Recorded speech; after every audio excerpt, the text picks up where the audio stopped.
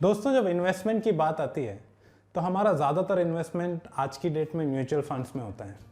हम directly equity में, direct share market में इन्वेस्ट नहीं करते क्योंकि हमको लगता है कि पोर्टफोलियो बनाना ये हमारे कॉम्पिटेंस के बियॉन्ड है। हम इतने कॉम्पिटेंट नहीं हैं कि हम अपना पोर्टफोलियो बना पाएँ और हम डिपेंड करते हैं या तो एक फाइनेंशियल एडवाइज़र पर या एक्सपर्ट्स के ऊपर, और हम म्यूचुअल फंड के थ्रू अपना पैसा इक्विटी में इन्वेस्ट करते हैं।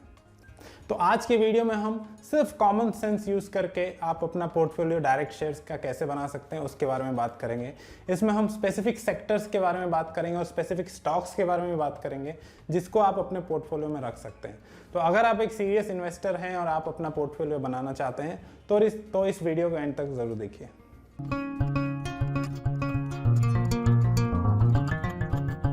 तो ये वीडियो शुरू करने से पहले एक स्टोरी मैं आपके साथ शेयर करना चाहता हूँ।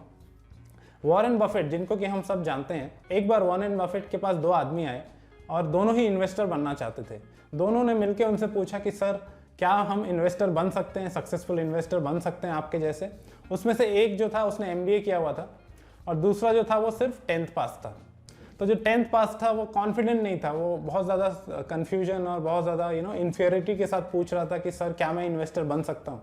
तो वॉरेन बफेट ने उनसे पूछा था कि तुम कहाँ तक पढ़े हो। उसने बोला सर मैं सिर्फ 10th पास हूँ। तो फिर बोले कि आगे क्या करने का इरादा है। तो उसने कहा सर मैं आगे पढ़ाई करना चाहता हूँ और फाइनली मैं MBA करना चाहता हूँ। तो वॉरेन बफेट ने कहा बस वही मत करना, तुम सक्सेसफुल इन्वेस्टर बन जाओगे। तो इस कहानी के थ्रू मैं किसी MBA का यहाँ पे मजाक नहीं उड़ा रहा हूँ, या तो मैं ये बोल रहा हूँ कि MBA करके आप गलती करते हैं। सिर्फ मैं ये कहना चाहता हूँ कि एक सक्सेसफुल इन्वेस्टर बनने के लिए कॉमन सेंस और लॉजिक अगर आप लगाएंगे और आप अगर लॉन्ग टर्म इन्वेस्टर हैं तो आप अच्छे तरीके से वेल्थ क्रिएट कर सकते हैं। ज़रूरी नहीं कि आपको बहुत ज़्यादा नॉलेज हो, बहुत ज़्यादा उस फील्ड का एनालिसिस करने का नॉलेज हो, या फिर आप MBA फाइनेंस हो तो ही आप मार्केट में सक्सेसफुल हो सकते हैं। आप अगर पीछे जाके देखेंगे जितने भी सक्सेसफुल इन्वेस्टर्स हैं जिन्होंने लंबे समय में अच्छा वेल्थ क्रिएट किया है, ज़्यादातर लोग, बहुत सारे लोग फाइनेंस के फील्ड से ही नहीं हैं और बहुत लोग बहुत ज़्यादा पढ़े भी नहीं हैं। तो ये आप अपने दिमाग से निकाल दीजिए कि आप स्पेशलाइज्ड उसी सब्जेक्ट में पढ़े होंगे या आपकी कोई डिग्री होगी तो ही आप सक्सेसफुल इन्वेस्टर बन सकते हैं। आप कॉमन सेंस लगा के पेशेंस के साथ और कन्विक्शन के साथ मार्केट में इन्वेस्ट करेंगे और इन्वेस्टेड रहेंगे तो अच्छे समय में, लंबे समय में आप अच्छा मुनाफा कमा सकेंगे और आप अपना एक वेल्थ क्रिएट कर पाएंगे। तो इस वीडियो में हम, जैसा कि मैंने पहले कहा, कि हम कॉमन सेंस के बेसिस में एक पोर्टफोलियो डिज़ाइन करने की कोशिश करेंगे। ये पोर्टफोलियो ऐसा होना चाहिए जो छोटे मोटे करेक्शन, वोलेटिलिटी, मार्केट की वोलेटिलिटी या कोई रेसेशन आ गया, जैसे ही हम we are on the verge of a recession in the world, right, most of the countries अभी रेसेशन में जाने वाली है, वो सबसे कोई इम्पैक्ट इस पर बहुत ज़्यादा ना पड़े। और ये जो पोर्टफोलियो है ये काफ़ी लॉन्ग टर्म व्यू के साथ हम डिस्कस करेंगे। यहाँ पे हम शॉर्ट टर्म व्यू के साथ ये पोर्टफोलियो नहीं बना रहे हैं।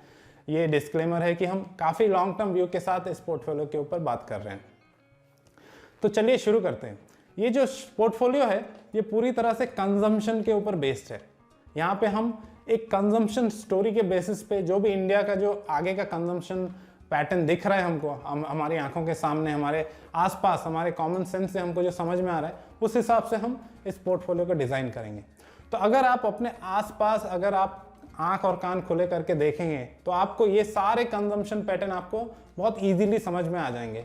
यहाँ पे मैंने कुछ स्पेसिफिक कंजम्पशन पैटर्न के बेसिस पे सेक्टर्स और स्टॉक यहाँ पे लिस्ट करे हैं। आपको अगर उससे ज़्यादा कुछ और भी कंजम्पशन पैटर्न समझ में आ रहा है तो आप कमेंट बॉक्स में ज़रूर बताइए और हमारे साथ शेयर कीजिए। तो जो सबसे पहला जो कंजम्पशन पैटर्न है वो बहुत ज़्यादा मुझे दिख रहा है टेलीकॉम में। आज की डेट में अगर आप देखेंगे तो सबके हाथ में स्मार्टफोन है, सबके पास इंटरनेट है। इंटरनेट का जो यूसेज है वो बढ़ते जा रहा है और ये तो सिर्फ शुरुआत है। आगे के 10 साल 12 साल में हर एक चीज़ में आपको इंटरनेट लगेगा। तो इंटरनेट प्रोवाइडर्स का डिमांड बहुत ज़्यादा बढ़ने वाला है। ये सिर्फ अप ट्रेंड में ही रहेगा, काफ़ी लंबे समय तक इसका जो कंजम्पशन है ये नीचे नहीं आएगा, ये ग्राफ ऊपर ही ऊपर जाता जाएगा।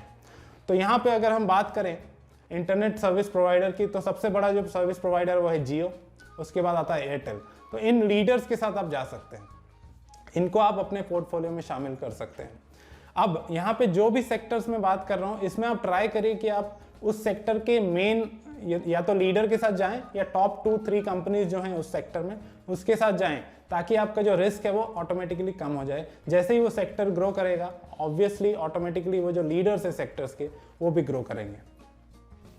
अब जो नेक्स्ट सेक्टर है जो कंजम्पशन पैटर्न के बेसिस में मुझे पसंद आता है, वो है एफएमसीजी।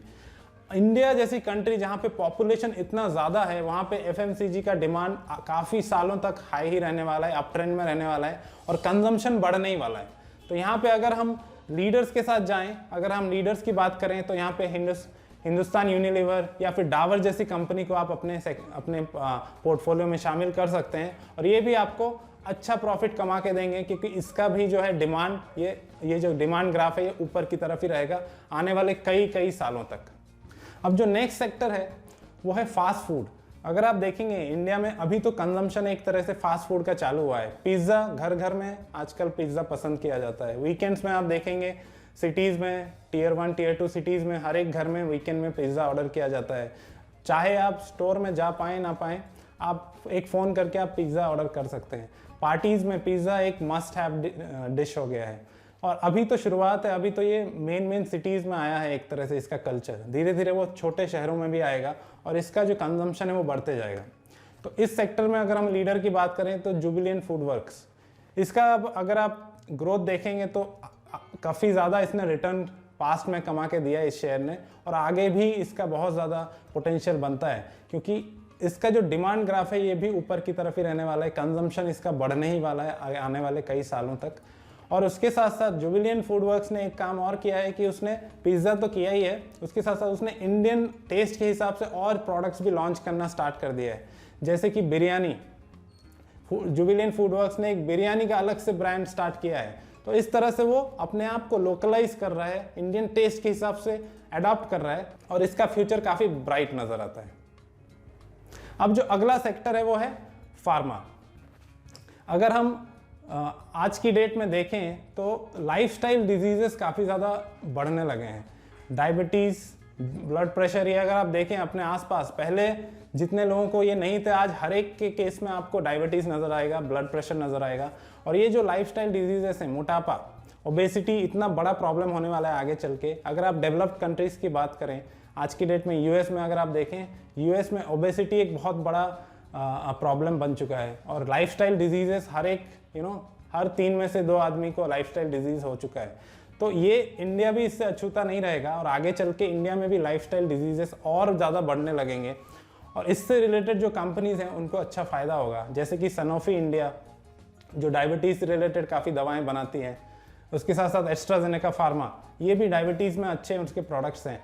उसके साथ साथ इंडिया में पोल्यूशन लेवल, पूरे वर्ल्ड में पोल्यूशन लेवल बढ़ रहा है, इंडिया में तो काफ़ी ज़्यादा हाई हो रहा है। आप दिल्ली एनसीआर की बात करें या और रीजन्स में भी पोल्यूशन लेवल बढ़ रहा है। एयर पोल्यूशन काफ़ी बड़ा प्रॉब्लम है, आगे चल के ये और बढ़ेगा।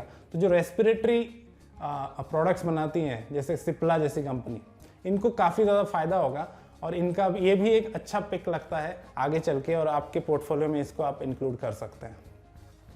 इसके बाद वाला जो सेक्टर है, इसके बाद हम बात करते हैं एक और सेक्टर की जिसमें कंजम्पशन पैटर्न काफ़ी ज़्यादा पॉजिटिव लग रहा है और आगे चल के भी ये ग्राफ ऊपर की तरफ रहेगा, वो है ऑटो। अगर आप एक कंजम्पशन पैटर्न स्टडी करेंगे, जब भी लोगों के पास पैसा आता है वो सबसे पहला काम क्या करना चाहते हैं, वो एक बाइक खरीदना चाहते हैं। फिर जिसके पास बाइक है वो धीरे धीरे कार की तरफ जाता है, जिसके पास एक बेसिक कार है वो लग्जरी कार की तरफ जाता है। ये जो ग्राफ है ये चलते रहता है। तो ऑटो इंडस्ट्री का जो डिमांड है, आप देखेंगे जितनी सड़क है उससे ज़्यादा गाड़ियाँ हैं आज की डेट में। जितना पॉपुलेशन है, कई सिटीज़ में पॉपुलेशन से ज़्यादा अभी गाड़ियाँ रजिस्टर्ड है और आगे चल के भी ये ग्राफ ऐसा ही रहने वाला है। ऑटो का जो डिमांड है वो हाई ही रहेगा, भले ही इसमें डिफरेंट कैटेगरी आ जाए। जैसे अभी नॉर्मल डीजल या पेट्रोल व्हीकल चल रहे हैं, आगे चल के हो सकता है इलेक्ट्रिक व्हीकल्स का ज़माना आ जाए। तो इसमें हमको ऑटो शेयर्स में नहीं फंसना है, हमको इसमें टायर सेक्टर की तरफ जा सकते हैं हम। जैसे कोई भी ऑटो हो, जैसे वो 2 व्हीलर हो, 4 व्हीलर हो, लग्जरी हो, चाहे वो ईवी हो, चाहे वो नॉर्मल पेट्रोल या डीजल का व्हीकल हो, उसमें टायर तो लगना ही है। तो आप टायर सेक्टर को ट्रैक कर सकते हैं, आप टायर सेक्टर को अपने पोर्टफोलियो में इंक्लूड कर सकते हैं, क्योंकि उसका भी डिमांड आने वाले कई सालों तक अप ट्रेंड में ही रहेगा। और इसमें आप लीडर्स के साथ जा सकते हैं, जैसे कि एमआरएफ टायर के साथ जा सकते हैं या बालकृष्ण इंडस्ट्रीज के साथ जा सकते हैं। ये आपको लंबे समय में अच्छा मुनाफा कमा के दे सकते हैं। अगला जो सेक्टर है, अगला जो सेक्टर है जिसमें कंजम्पशन पैटर्न, कंजम्पशन अगर आप ग्राफ देखेंगे अभी भी काफ़ी हाई है और आगे चल के बढ़ने ही वाला है, वो है अल्कोहल। तो अल्कोहल का कंजम्पशन पिछले कुछ सालों में बढ़ा है और आगे भी काफ़ी सालों तक ये अप ट्रेंड में रहेगा, काफ़ी सालों तक ये इसमें बढ़ोतरी होती रहेगी और इसको भी आप अपने पोर्टफोलियो में शामिल कर सकते हैं। तो आप यूनाइटेड स्पिरिट्स, यूनाइटेड ब्रीवरीज जैसे कंपनीज को अपने पोर्टफोलियो में जगह दे सकते हैं और उसमें थोड़ा सा आप अपना एलोकेशन करके अच्छा प्रॉफिट कमा सकते हैं। अगेन ये सब लॉन्ग टर्म के हिसाब से हम बात कर रहे हैं, तो लॉन्ग टर्म में ये सब आपको अच्छा प्रॉफिट दे सकते हैं। अब जो लास्ट सेक्टर जिसकी मैं बात करूंगा वो है एविएशन। एविएशन की अगर हम बात करें तो देखिए अभी के टाइम में सबसे इंपॉर्टेंट चीज़ क्या है, वो है टाइम। तो आप जब ट्रैवल करते हैं आपका टाइम बचना बहुत ज़्यादा ज़रूरी है और धीरे धीरे टाइम का जो वैल्यू है वो बढ़ते जाएगा और लोग ट्रैवल में ज़्यादा समय वेस्ट करना नहीं चाहेंगे। अगर हम आज से 10 साल पहले जाएं तो फ्लाइट से जाना एक बहुत बड़ा लग्जरी था, बहुत एक स्टेटस की बात होती थी। आजकल अगर आप देखेंगे तो फ्लाइट से मतलब आपको रेलवे स्टेशन जैसी भीड़ आपको एयरपोर्ट में मिलने लगी है। तो धीरे धीरे जो कंजम्पशन पैटर्न है वो शिफ्ट हो रहा है, लोग ट्रैवल में ज़्यादा टाइम वेस्ट नहीं करना चाहते और इसलिए एविएशन का बहुत ज़्यादा स्कोप है इंडिया में। अभी भले ही कोविड की वजह से उसमें टेम्पररी इश्यूज आए हैं, लेकिन आगे चल के ये आपको अच्छा ग्रोथ दे सकता है। ये सेक्टर में काफ़ी ज़्यादा पोटेंशियल है आपको ग्रोथ देने की। तो ये सारे सेक्टर मुझे क्लियरली नज़र आते हैं जिसमें कि कंजम्पशन अच्छा है, आगे चल के भी बहुत अच्छा रहने वाला है और इसमें बढ़ोतरी होने वाली है। अगर आपको भी कोई ऐसा सेक्टर नज़र में आ रहा है तो कमेंट बॉक्स में ज़रूर बताएं, सबके साथ शेयर करें। आई होप आपको ये वीडियो अच्छा लगा होगा। अगर आपका कोई सवाल है इससे रिलेटेड तो आप कमेंट बॉक्स में ज़रूर बताएं। Thank you for watching, see you in the next one.